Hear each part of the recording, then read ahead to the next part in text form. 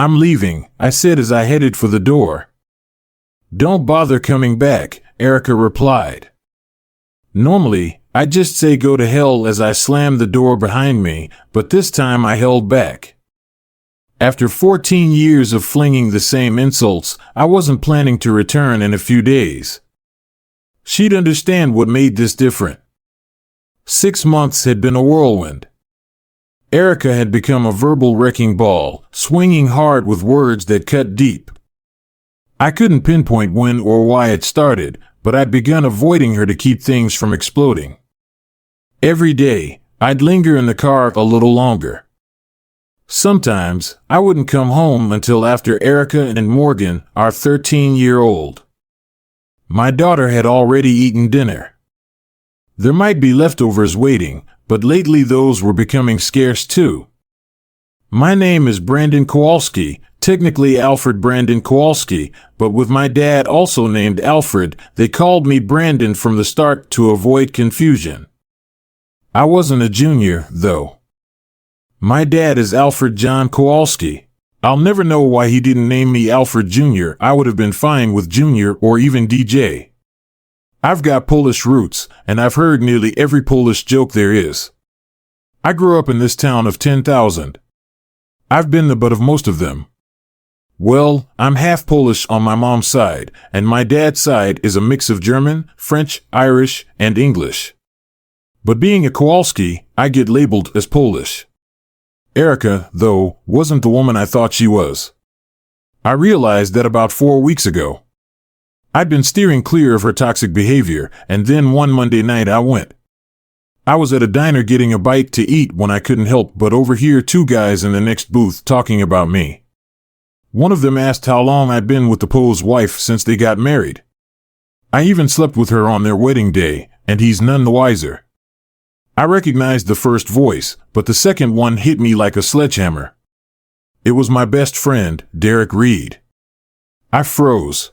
They kept chatting, but my mind was a blank until Derek added, "Yeah, we meet up at least twice a month." Brandon's clueless.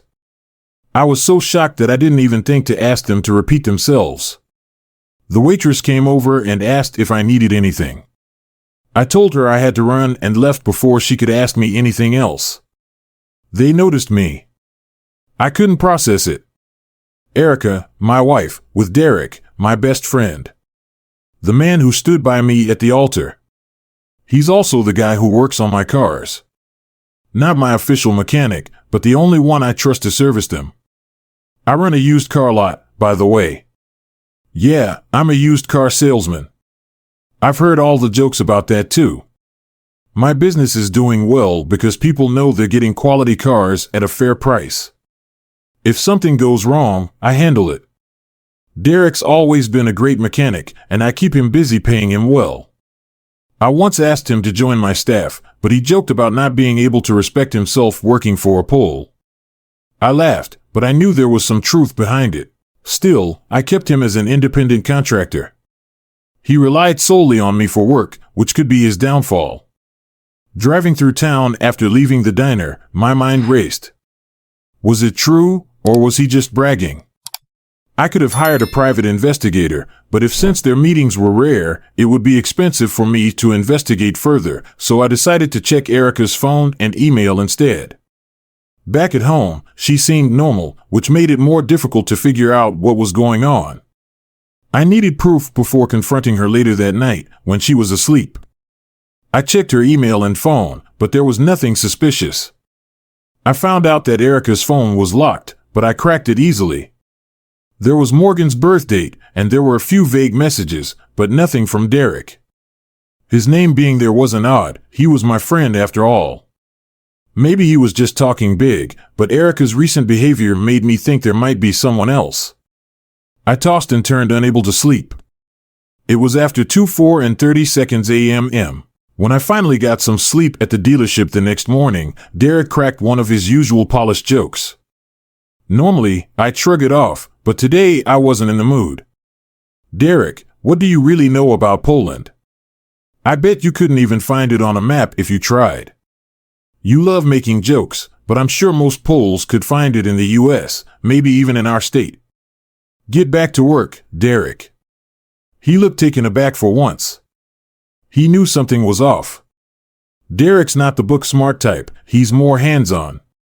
On a guy who's good with engines, but not great with academics, we'd been close since high school when I helped him pass his classes.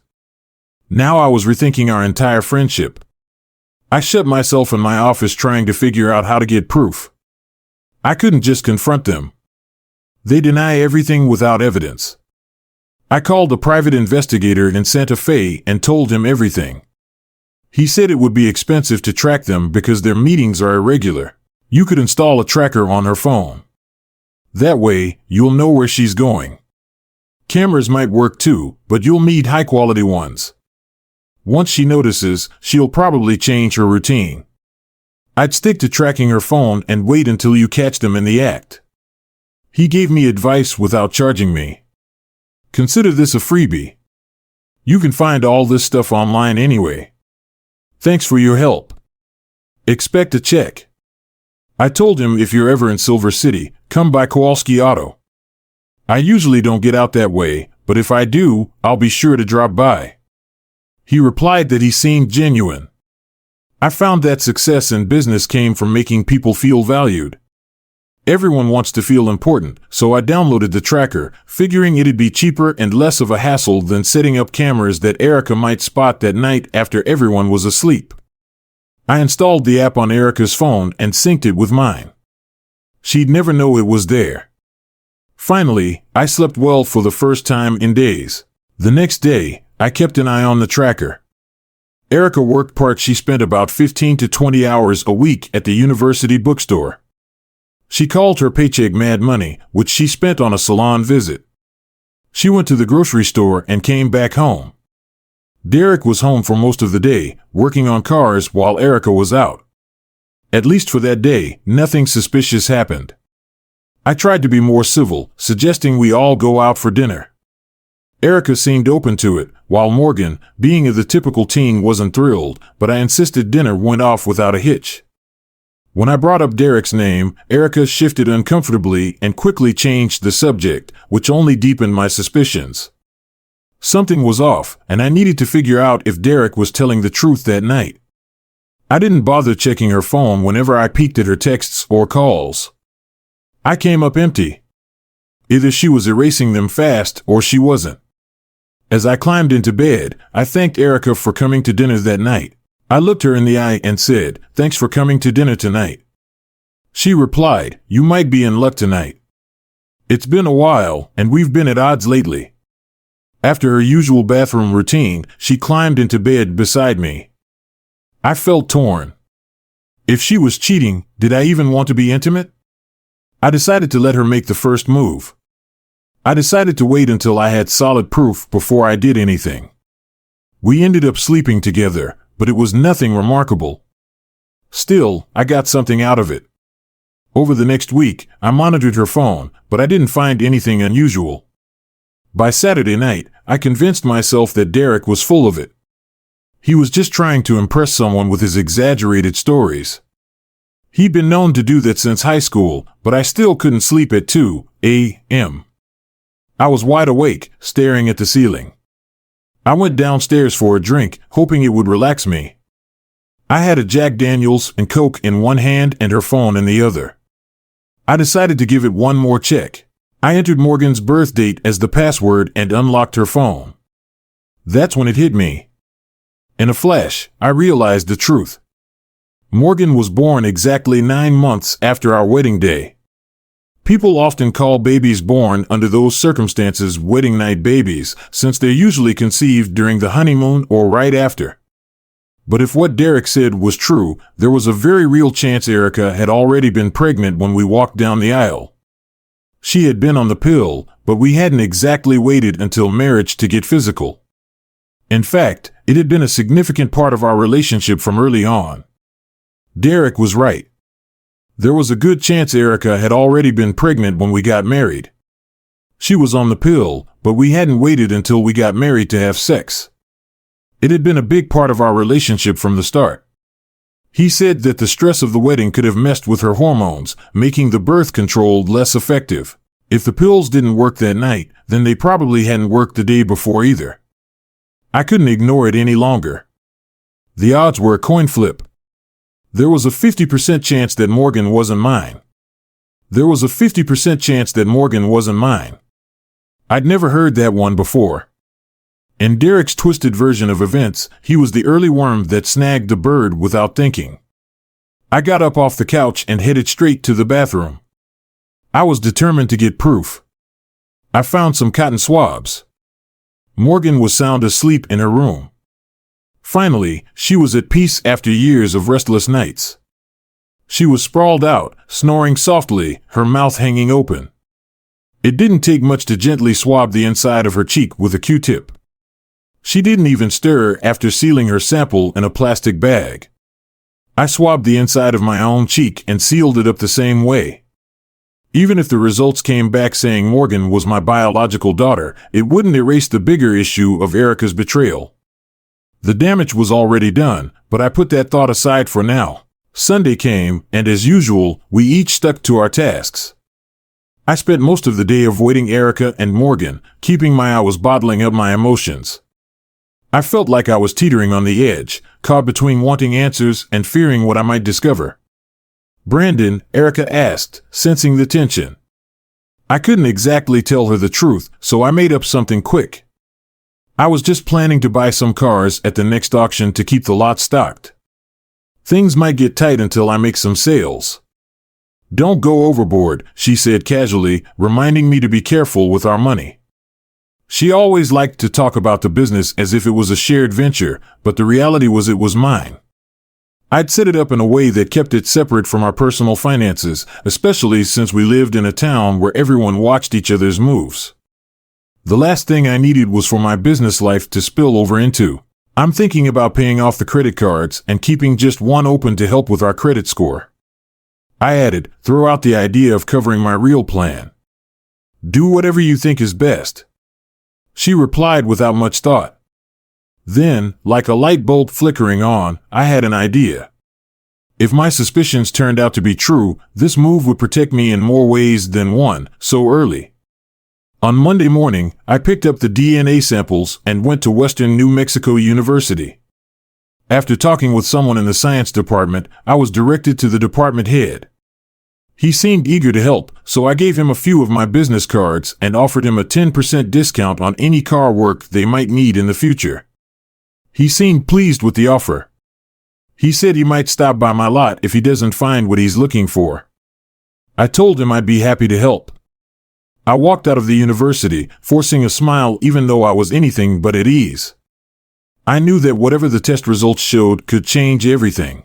That whole conversation with Erica about buying cars was just a smokescreen for what was really going on in my head, but now I couldn't stop thinking about it. Maybe I really would stock up at the auction back at the office. I called Shane, my accountant, and told him about my plan. "We'll make this work," I said confidently, though with a hint of doubt. "There's one more thing," I added after a pause. "I want to pay off the mortgage on the house. Can you run the numbers and see if we can make a lump sum payment? I'll work on it and get back to you after lunch."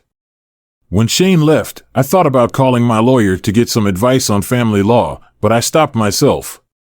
There was no point in rushing things. I needed solid evidence first.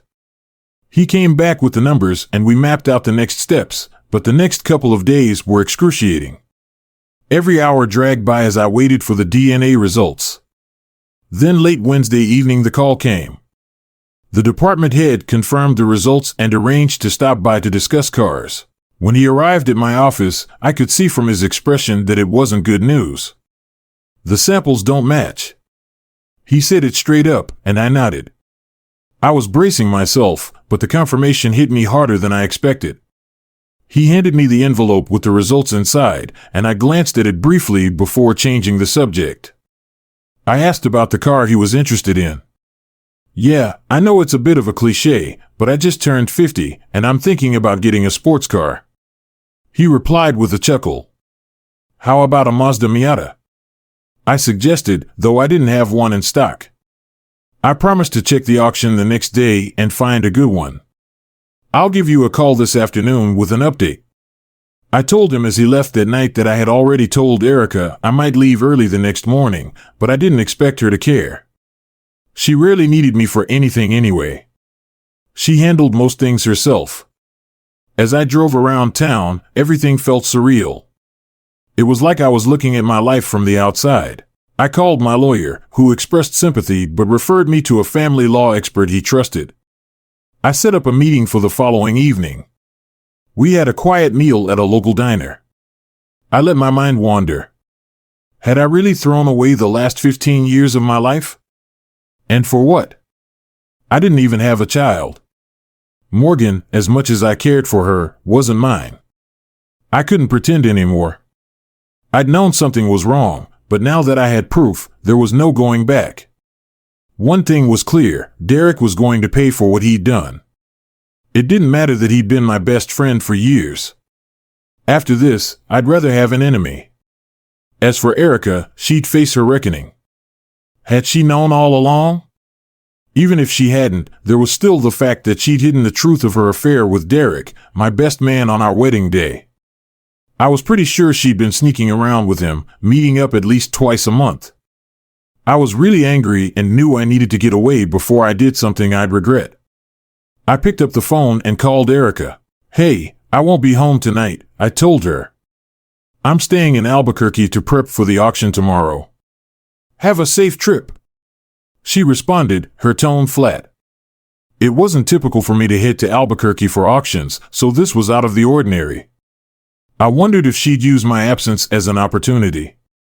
She'd have to figure out how to explain it to Morgan and my parents, which wouldn't be easy, but I kept the tracker on her phone so I could.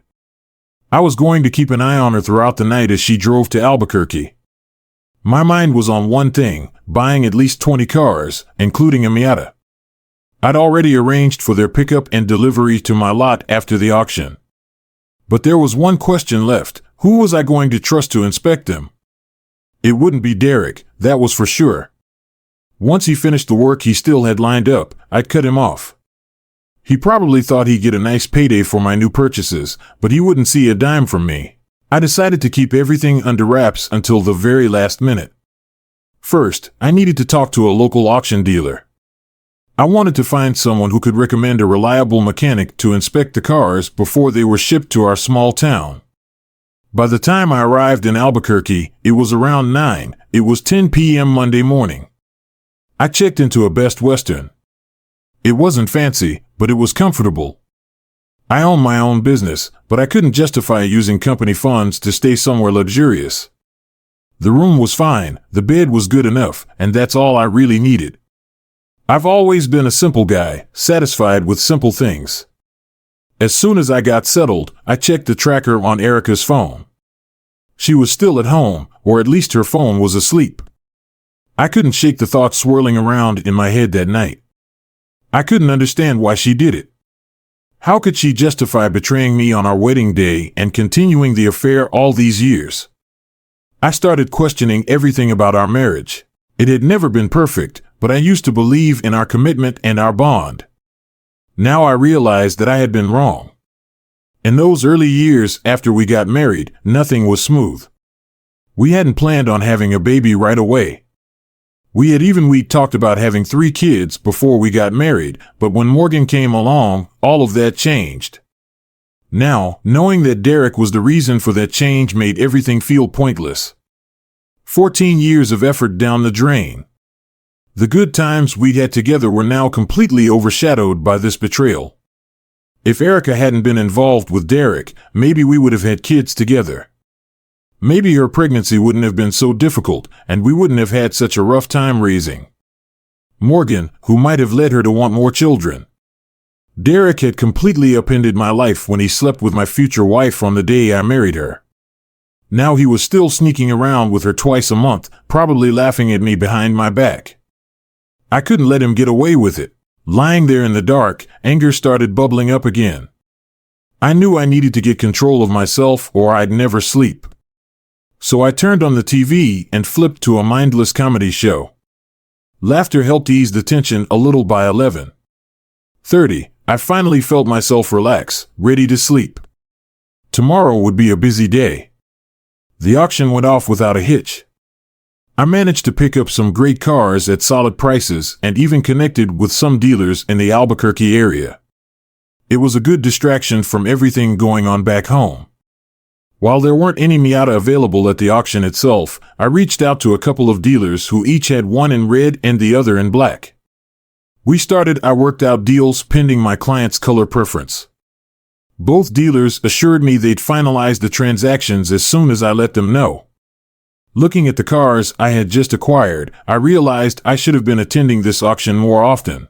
Rubbing elbows with fellow business owners gave me some fresh ideas about expanding my operations. It also gave me a much-needed break from the personal chaos swirling around in my life.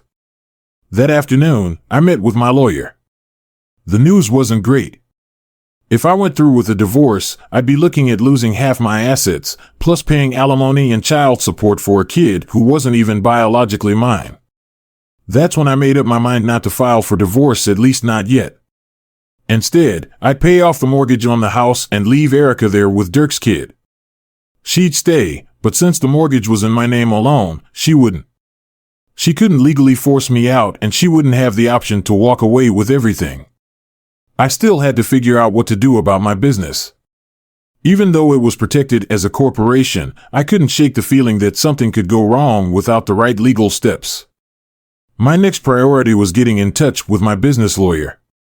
After a long, exhausting day, I finally made it home. I was wiped out. I think I'm just going to shower and crash. I told Erica as I headed toward the bedroom, "Do you want some dinner?" She asked, her voice neutral. "No, I had a late lunch," I replied, barely looking at her. At least she thought to ask. The shower felt like a blessing, like it washed away the stress and frustration that had been building up for days. Sure, the problems were still there, but for a moment, I had some peace. As soon as my head hit the pillow, sleep found me, after a week of no. Having a plan in place helped me feel like I could breathe again. The next morning, I woke up feeling refreshed for the first time in a while. I headed to the office before Erica and Morgan even stirred, surrounded by financial reports and spreadsheets. I started mapping out my next moves. I called. I told Shane about the 23 cars I'd just bought. I also told Lindsay to stop assigning work to Derek and to keep it quiet. She raised an eyebrow. "You're the boss," she said, a bit curious but not pushing the issue.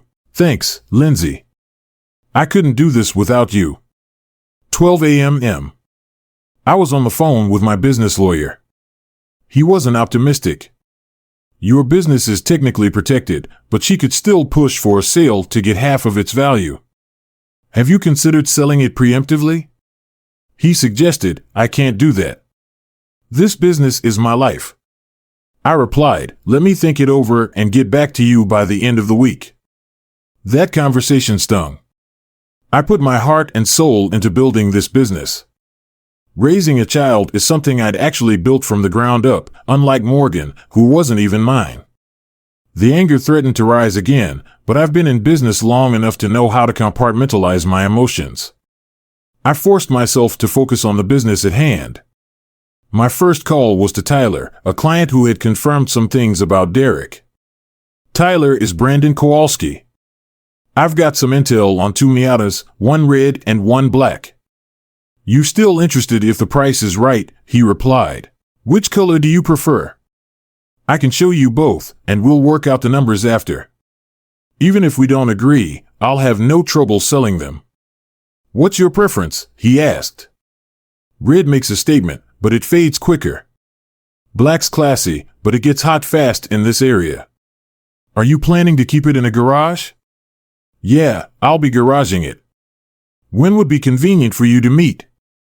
"Monday or Tuesday." "Perfect. Give me a call when you're on your way," I said, finalizing the deal. Once I hung up, I called the dealer with the red Miata to lock down the SW swap. He was interested in a BMW that had been sitting on my lot for a few months. He figured it would have better luck in a bigger city. We worked out the details. Meanwhile, Derek showed up with a few cars still waiting for repairs. As an independent contractor, I've always benefited from flexibility. But now, just being around Derek made my blood boil. One of my salesmen mentioned the arrival of the 23 cars. Derek walked over, curious. "Hey Brandon," he asked. "When are those cars from the auction getting here? I need to plan out my repairs. The auction house will handle delivery. It should be late next week or early the following one." I kept my tone flat, fighting the urge to confront him right then and there. I kept my tone as flat as possible, fighting the urge to confront him right then and there. I let out a small chuckle as Derek walked away, though I was still pretty angry. That weekend, I kept my distance from Erica, filling my time with yard work and running errands. I stopped checking the tracker on her phone because it didn't matter anymore. All that was left for her was my contempt and raising another man's child. It felt like the ultimate betrayal. I couldn't forgive it. By Monday, I was back at the car show. I arranged the trade for the BMW in exchange for the Miata and headed to Albuquerque to finalize the deal. "We'll grab lunch when you get here." The dealer offered to let Lindsay know I'd be out for the day. He said to hold the fort while I'm gone. I told her, "Got it, boss." She said, "I'm dependable. You can count on me." I definitely deserved a raise. The drive to Albuquerque was pleasant, and so was the lunch, which helped solidify a budding camaraderie with the dealer on my way back. Driving the Miata with the wind whipping through my hair, I felt a sense of freedom that I hadn't experienced in a long time. Spontaneously, I decided to go ahead and get myself a black Miata too. I realized that with everything happening, I didn't need more than a two-seater. I pulled up to the house in that fiery red Miata, and Erica peeked through the window and whispered something to Morgan. Both of them stepped outside to see what I was up to. "Why do we need this car?" "We need something with a back seat," Erica said, her tone dripping with condescension. "I just picked it," I replied. "I was picked up by a client in Albuquerque who thought you might want to go for a spin," I replied, keeping my voice light, that I wasn't really into small cars. Erica retorted, her disdain barely concealed. "Morgan," I called out, motioning for her to join us. She shot back, "No way, Dad. I get teased enough for having a Polish used car salesman." As a dad, I didn't want to make things worse. Her words hit harder than I expected. Sure, it was typical teenage bluntness, but it still stung. I glanced over at Erica, expecting some kind of reaction, but she brushed it off as if it were nothing. Now, both of them, my wife and daughter, were treating me with disrespect. Maybe that's how it is. Teenagers are a lot like that, I thought. Morgan's comment made me wonder about the authenticity of my family life. I said, "I'm going for a drive," and I was really starting to get frustrated. "I'll be back later," I said, shifting the car into reverse and putting the pedal to the metal. I drove the streets of Silver City, trying to calm down. By the time I got home around 9 o'clock, I was still pretty wound up. By 30, I was still frustrated. I went straight upstairs, took a quick shower, and crawled into bed, not bothering to interact with anyone. A few minutes later, Erica came into the room, flipping on the light and aiming it directly at my face. I squinted and squeezed my eyes shut tighter. "Are you seriously sulking?" "Because we didn't choose a sports car," she said, her voice full of mockery. "Aren't you going to spend time with your family? You're not just Polish, you're childish." Her sudden change in attitude threw me off. I had a feeling that Derek's influence was behind her growing disdain for my heritage. It was affecting our daughter's behavior, but of course Morgan wasn't even my child, despite all the support I had given her. I needed to accept that hard truth. "It seems like you and your daughter would prefer life without a pull around." I said coldly, "Maybe it's best if I just leave." Erica's smug attitude only made me angrier. I knew she'd regret how she treated me. The next day, I called Tyler, who came by to check out the Miata. He loved it. We ran the numbers, and he was thrilled to get such a great deal. It was $3,000 below Kelley Blue Book value. He mentioned that his best friend handles purchasing for the university and that they rotate about 16 cars every 2 years. It's not a huge deal, but maybe you could talk to him. I'm always happy to do business, and I'll make sure he gets a good deal. Ethan said he'd get in touch by the end of the week. Tyler said that's how I built my business. I thought to myself that treating people right and valuing their referrals had always been the key to my success. By Wednesday, my lawyer gave me a call. I'm free this afternoon if you want to go over it. I'm ready to move forward. I replied that I was at my wit's end at home and needed a way out. The meeting with my lawyer went well.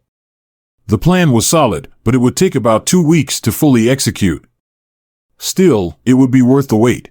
Over the next couple of weeks, I began moving my personal things out of the house bit by bit.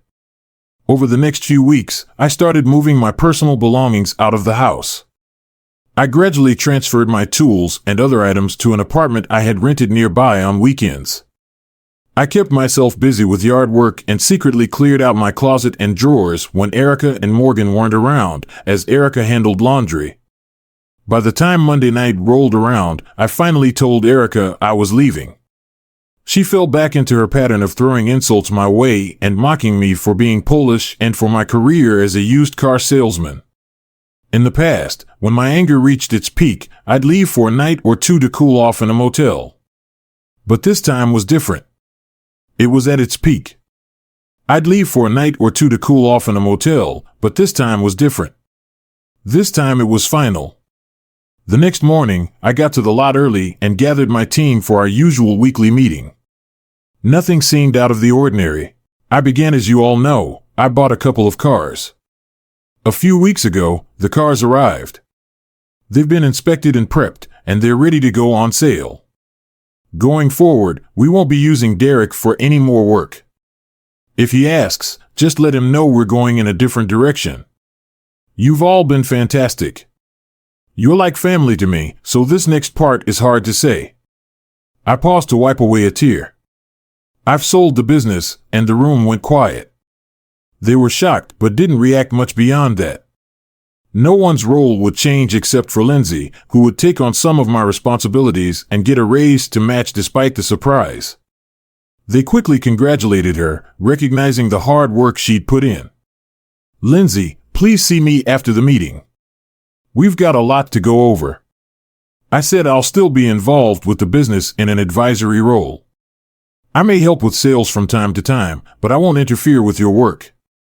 I trust all of you to keep things running smoothly. I assured them the relief in the room was as the meeting wrapped up, Derek popped in. Hey, why wasn't I invited? He asked, clearly confused because it was for staff only. My tone was firm, and you're not an employee, I replied, keeping my tone cold and direct. I see the cars have arrived. I'll start getting to work on them, I added, trying to keep my cool. I've already been prepped for sale, but I always check the cars. He argued with Derek, saying, I've sold the business. The new owner is going in a different direction. I explained, holding back the rage bubbling inside. I wasn't about to unload everything on him, not yet. I can't believe you sold it, he muttered, clearly upset. What now? Lindsay didn't send much work your way over the last 2 weeks. He'd been counting on more, but it just wasn't coming in. I didn't feel an ounce of sympathy. I only wished I could tell him exactly what I thought after the meeting. I spoke privately with Lindsay. Keep this conversation between us, I told her. Brandon, I won't say a word. She promised. Here's the plan. I set up companies in Nevada. One owns the lot and the other owns the business. I own all the shares in both. Eventually, I'm going to divorce Erica. I don't want her getting the business. Lindsay asked her, Erica, have you heard? I've moved out. She doesn't know yet, but I'm not going back. I think she's been having an affair with Derek and Morgan. I suspect she's Derek's daughter, not mine. I'm not sure if Erica knows or if Derek knows, but they'll both find out soon enough. I'm not filing for divorce just yet, but I'll keep paying the utilities and taxes so Erica can't accuse me of. If she files, I'll just take everything. I'll make sure she doesn't get the business. I've structured it the way I have because I want to keep control. By the time she figures it out, it'll be too late. The money will be gone. Between you and me, I'm hardly making anything now. I just consult and get a few commissions. I trust you to manage the day-to-day. I'll be here if you need anything, but I know you can handle it. I told Lindsay about her promotion, and she was happy for me. But when I told her about Erica and Derek, her face turned serious. She's someone I've always held in high regard, smart, trustworthy, and someone I could depend on. No matter what, I've got one last task for you before I head out. I want you to order a new sign and some letterhead. We're changing the name of the business to Helpless. It'll show Derek and Erica that the company is under new ownership. She raised her eyebrows, clearly confused. Helpless car, she said. What's the story behind that? I'll explain the reasoning later. Just trust me for now. It's part of the whole picture. I replied, although she seemed unsure. She nodded and agreed without hesitation, knowing I had my reasons. With that taken care of, I said my farewells to the team and got into my Audi, heading out on the road. A couple of hours later, my phone started buzzing. It was Erica. I wasn't surprised. She called so soon. It was part of the cycle. I'd leave, she'd call, we'd talk things out, and eventually, I'd come back. Things would return to normal for a little while. Then we'd circle back to the same old arguments. But this time was different. I decided to answer more. I was curious to hear what she had to say. Hello, I greeted her. I let the speakerphone handle it while I drove. Brandon, what's going on? She asked. Her voice sounded unsure. Not much, just driving to Albuquerque. I replied. My tone was flat. What are you doing there? She pressed. I'm picking up a car. I said casually, keeping my voice neutral. Then she asked tentatively, testing the waters. What exactly did you hear? I asked, playing along. Derek called. He said you sold the business. She admitted. I paused for a second before replying. Why would Derek call you? Heck. Your best friend, he thought. I might know something. She quickly covered. I fought back the bitterness that rose in my chest. Best friend. I thought. What a joke. But I kept my tone calm. Yeah, I sold it. I imagine you're relieved now you don't have to worry about being married to a bad car salesman anymore. Shouldn't we have talked about this first? She asked, her voice sounding more anxious. My business was already established long before we ever got married, Erica. I didn't need your permission to sell it. I just hope the new owner treats the employees well. I said, keeping my tone firm and final, did you at least get a good price for it? She asked, clearly concerned about her financial future. It wasn't about the money, I thought to myself. I just needed to move on. I said aloud, I'll take some time off and figure out my next steps. What about the mortgage? She asked. I paid off the house. You'll just need to handle the utilities and property taxes from here on out. I said, feeling a grim sense of satisfaction at her unease. What about food and gas insurance? She continued, her voice rising. I must have overlooked those details. I said, pretending to be indifferent. Maybe you should think about working more hours. I added, barely hiding my sarcasm. When are you coming back? She asked, the desperation creeping into her tone. Now I know, I replied, almost nonchalant, like it was the most ordinary thing to say. There was a heavy silence on the other end before she finally spoke again. Her voice was trembling. Brandon, please don't do this. You have to come back. I don't think so, I responded, emotionless. One last attempt to tug at my heartstrings? You mean Morgan, the girl who's embarrassed of her last name and the fact that her father is or was a used car salesman? Brandon, she's just a teenager. You can't take what she says to heart.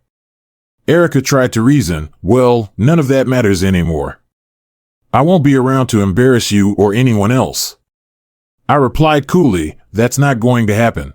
And with that, I ended the call and powered off my phone, letting her I knew she'd try calling me again, but I wasn't interested in talking further. Once I'd cooled down, I got in the car and focused on the open road. I figured her next move would be to call Derek, share what I'd said, and try to figure things out between them. When I reached my destination in Albuquerque, I turned my phone back on and saw the flood of missed messages, 3 from Erica, 1 from Derek, and 1 from Lindsay. I called. Hey Lindsay, sorry I didn't get back to you sooner. I had my phone off for a while because I've been avoiding a few calls. I just wanted to let you know that your wife and Derek both called me. They wanted to know where you were, so I told them you don't own the business anymore, so there's no reason for them to expect you back. Hope everything's all right on your end. Thanks, Lindsay. If they start bothering you, just tell them you'll file harassment charges. I joked. She laughed. I like the sound of that. I know it might feel like you've lost a lot, but trust me, you've got family here. We're your family, and we always will be. She said warmly, thank you, Lindsay. You always know what to say. I hope your husband appreciates just how lucky he is. I replied with sincerity, oh, he tells me all the time. I never take it for granted. I thought, why give them the satisfaction? Let them wonder about that. I got out of the car and went into the auction dealer's office. I've got that Audi we talked about. Let's go over the details. He said, let's go over the details. I said, I'll take a look. I looked it over carefully, inside and out. I even popped the hood to check things under the surface. I could flip this car in no time. Are you sure you want to make this trade? It feels like I'm getting the you can pay me back later, he said. I'm just looking for a good sports car. 30 minutes later, I was back on the road, the top down, enjoying the wind on my face. I didn't have a destination in mind, so I headed north towards Santa Fe. Over the next couple of weeks, I wandered through northern New Mexico, Arizona, southern Utah, and even Colorado. I stayed in touch with Lindsay in case she needed me, but I kept far away from Silver City. I checked in on Lindsay a few times when things finally settled down. I started drifting further west. Erica and Derek kept trying to contact me. At first, they sent angry messages. Then they sent apologies and finally, they tried to guilt me into coming back. I listened, but their words meant nothing to me anymore. When they complained about the credit card, I canceled it. I couldn't help but laugh. Derek even called, accusing me of abandoning Erica and Morgan. That got another chuckle. Then my lawyer called. I got a text from Erica saying she was threatening to take me to court if I didn't come back. So I called him. Hey Brandon, did Erica really threaten you with legal action? Yeah, but as long as you're still covering the house, she won't have a case. There's no proof of abandonment. He reassured me, I've got something even better.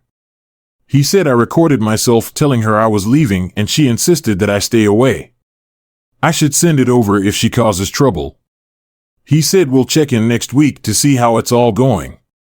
I replied, over the next few months, I cruised through the Southwest racking up miles on. The Miata wasn't the comfiest ride, but the freedom was worth it. I caught a few interested glances from women here and there, but I wasn't looking for that. I was still technically married after all. I drove to Reno, then Lake Tahoe, and took the scenic route along the California coast. I zigzagged through Napa Valley.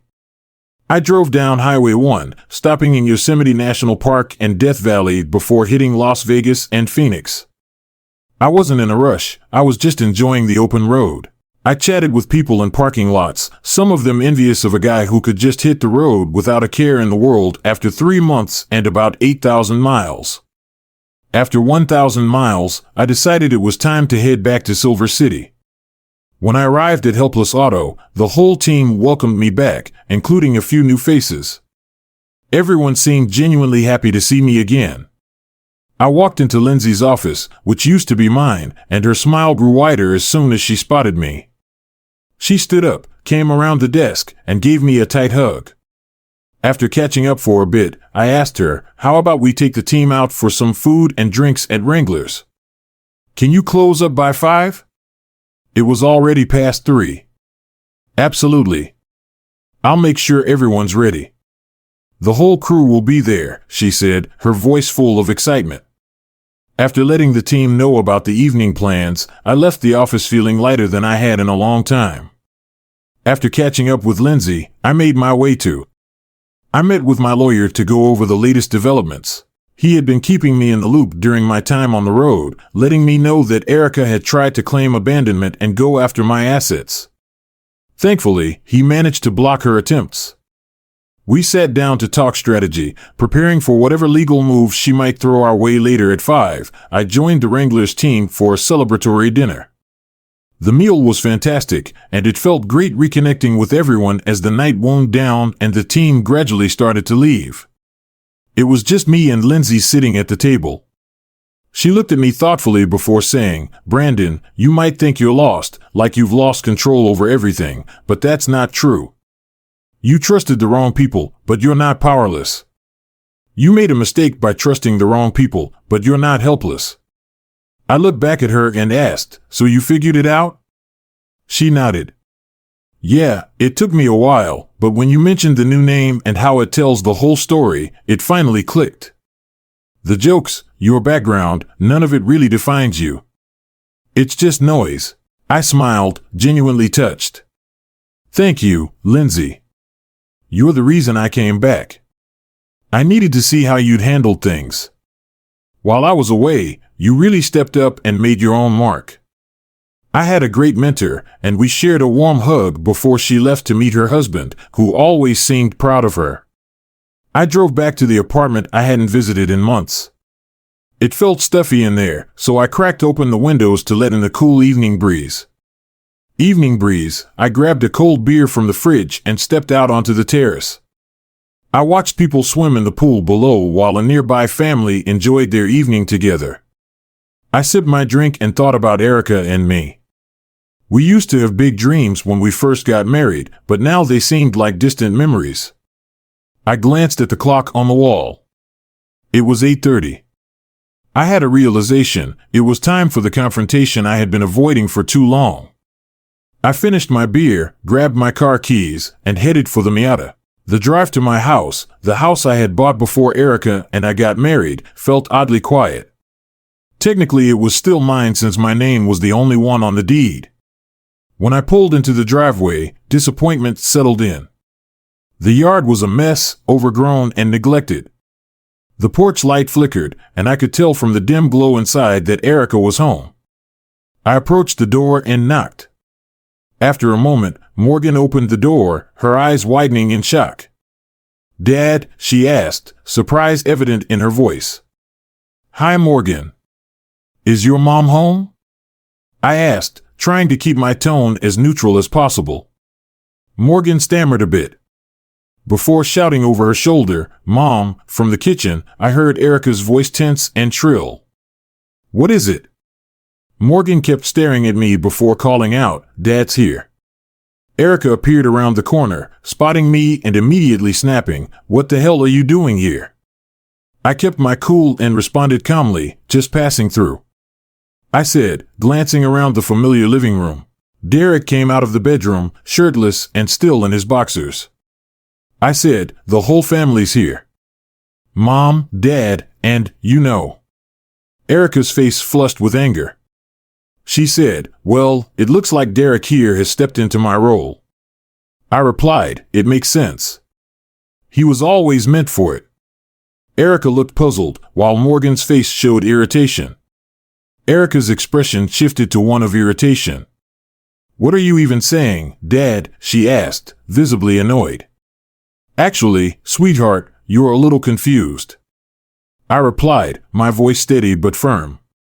"Derek never worked for me. That was his decision.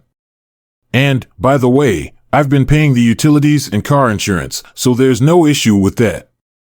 Erica interrupted, "What about groceries and gas? You used to cover those. Did you lose your job or something while you were gone?" She was getting angrier. Her voice was getting louder, and I could see where this was heading. "No, Erica," I replied calmly. "I'm not here to take over. I'm just letting you and your partner know that you'll need to find somewhere else to live. You've got until the end of next month." Erica crossed her arms, looking defiant. "I'm not leaving. This is my home, actually." "You're mistaken," I said, letting the frustration seep into my voice. "This house was mine before we got married, and the deed is in my name. Legally, it's still mine. I'll give you some time to pack up and find a new place, but I expect you and your daughter to be gone by the end of next month." "What do you mean, your daughter?" "She's our daughter." Her voice full of indignation, she said, "You're half right." I said with a dark chuckle, "She's yours." Erica's face showed confusion as she looked back and forth between me and Morgan. I took a deep breath, knowing it was time to drop the bombshell. "Morgan, I know you hate being called Polish, so here's some news. I'm not your father." The room fell completely silent. Erica's face showed her shock. Her face turned ashen, and she whispered, "That's right." "Erica," I continued, my voice edged with bitterness, "you were careless on our wedding day, and it resulted in a child. But there is good news for you, Morgan. You can take your real father's last name and become Morgan Reed. Maybe your mom named you after her lover out of respect." I glanced at Derek and Erica as they exchanged panicked looks. I looked at them both, and they seemed pretty shocked. Derek's face had lost all color. I said, "Derek, it's time to step up and be a father. You've got 4 years before college, and I'm sure you can handle it." Both Derek and Erica started stumbling over their words. I handed them the DNA results. I said, "Here's the proof." I gave them the paper, and they grabbed it from my hand, looking at it in disbelief. Morgan looked from Derek to Erica, clearly confused by what was happening, while Erica's face twisted with horror. I said, "Morgan, you can let your mom and Derek know that the divorce papers and eviction notice will be served next week without waiting for a response." I turned and walked out, leaving them to deal with the fallout of the truth. I walked out, leaving them to deal with the fallout of the truth I'd just dropped on them. On my way back to the apartment, I couldn't stop wondering how long this affair had been going on. Had Erica ever really chosen me, or was I just part of their twisted game? I felt like a fool. Derek had been mocking me behind my back for years, even making jokes to my face. And I'd let it all happen. I drowned my thoughts in a few beers trying to numb the bitter sting of betrayal. The next morning, I visited my lawyer to get the ball rolling on the divorce. I knew I'd have to sell the house and split the proceeds, but I was relieved knowing I likely wouldn't have to pay alimony or child support, especially for a child that wasn't even mine. Erica had hired a lawyer. I had no idea how she could afford one. Maybe it was pro bono, or maybe Derek was footing the bill. Either way, they were in for a shock. Despite their attempts to dig into my finances and the sale of the business, they found nothing. I had made sure my assets were clean and well protected while I was away. I found out through my colleagues that Derek had been hanging around the dealership nearly every day for the first 2 weeks. Lindsay would give him more work, but she didn't budge. She kept turning him down. He was firm in his decision. Eventually, he gave up. I imagine he regretted not getting his ASC certification, which might have opened up better opportunities for him. Now, he was stuck doing oil changes at Verlaine for a measly I couldn't help but wonder how he and Erica would make ends meet on $13 an hour. She'd probably have to pick up more shifts. I reached out to a realtor and told Erica I was putting the house up for sale. I expected the assets to be split evenly, but I knew she'd fight tooth and nail to hang on to whatever she could. Since she'd already received the eviction notice, I figured she'd be out before the sale went through. The thought of them scrambling to find a place to live left me with a sense of grim satisfaction. One evening, there was a knock on my apartment door. I was surprised to see it was Erica. I let her in, curious about what she wanted this time. We talked. She asked in a softer voice than I'd heard in a long while. I don't think that's a good idea. We're in the middle of a legal battle. I know, I replied. My defense is already up. Please, Brandon. Please, Brandon, she pleaded. Just us. No lawyers. Can't we talk like normal people for once? I sighed. I don't want to escalate things further. Fine, she said. But let's go to Denny's. I'd prefer to keep it there. After a few minutes of pointless small talk, I cut straight to the heart of it. Why Erica? Why Derek? Why the affair? Why lie to me for all these years? I kept my voice steady, but the pain simmered just beneath the surface. She hesitated, stirring her coffee as if the answer were at the bottom of her cup. The truth is, I couldn't decide. I liked you both, but I was surprised by her bluntness. She said she was with both of us at the same time. She nodded slowly and said yes, but Derek told her to keep it from me. He knew it would ruin everything between us. I felt betrayed again. Then why did you say yes when I asked you to marry me? I leaned in, desperate to make sense of it all. Erica's voice softened even more. I did love you, Brandon, but I loved Derek too. I knew he wouldn't make a good husband, though. When you proposed, I thought that was my chance to end things with him for good.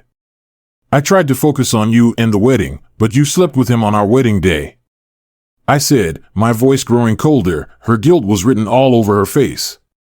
She was clearly upset, but she whispered, I know it was wrong. Everything was such a mess. I didn't want to let him go, and he didn't want to let me go either. I took a deep breath, struggling to control the anger bubbling up inside. So, you married me knowing you were still involved with him. Tears spilled down her cheeks as she nodded. I thought I could make it work. Brandon, I thought I could let him go after we were married. Well, congratulations. You have him and your child too. That's a nice choice of name, by the way. I didn't even notice until later. She looked up at me, tears streaming down her face. I didn't know Morgan wasn't yours. I didn't know until you told me.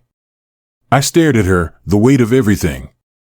It's good to hear you still say you love me, Erica, but I don't think you really understand what love is. I loved you completely, but it's clear now you couldn't say the same. I did love you, Brandon. She insisted, her voice breaking. I still do. I shook my head. I loved you once, but now I feel nothing but contempt. Erica seemed to realize that. This was it. There was no saving what we had, but before she left, I had one last question. Did you ever stop seeing him? I asked, though I already knew the answer. In my gut, I could tell she was hesitating, but she finally came clean. No, we never really stopped. There were quiet periods, but we still saw each other about twice a month. My hands clenched. I was hoping for a different answer, but at least she was being honest. I appreciate the truth. One more thing, about a year ago, you started acting differently toward me. What changed? Her face flushed, and then she grew defensive. Derek started pushing for something else. What do you mean by something else? I asked, though I had a sinking feeling. I already knew. Erica took a deep breath. He wanted a threesome, but I might have considered it if you were involved. He made it clear you weren't, though, and it made me resent you even though it wasn't your fault. I knew you'd never go for something like that. I leaned back in my chair, stunned. Did you go through with it? She replied that she did not, shaking her head. I thought about it, but then you left and everything just fell apart. Well, now you're free to make whatever choices you want. I said, my voice cold and distant. None of it affects me anymore. The conversation had run its course, so I signaled for the check. We walked out to our cars, exchanging brief and meaningless goodbyes. Months later, we stood. Before the judge finalized our divorce, Derek showed up. As we left the courthouse, Erica turned to me and said, maybe we could grab a drink sometime just to catch up. I said sure, though I wasn't really interested in following through. The bitterness had faded now that the legal mess was over, but I had no intention of rekindling anything with her.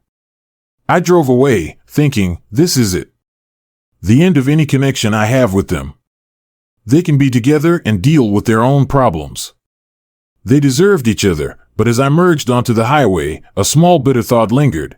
Erica was about to experience a much lower standard of living, and that brought me some satisfaction. I guess I wasn't complete. Overcoming resentment is always a plus. Thanks for watching this emotional story of love, lust, and lies. I hope it touched your heart.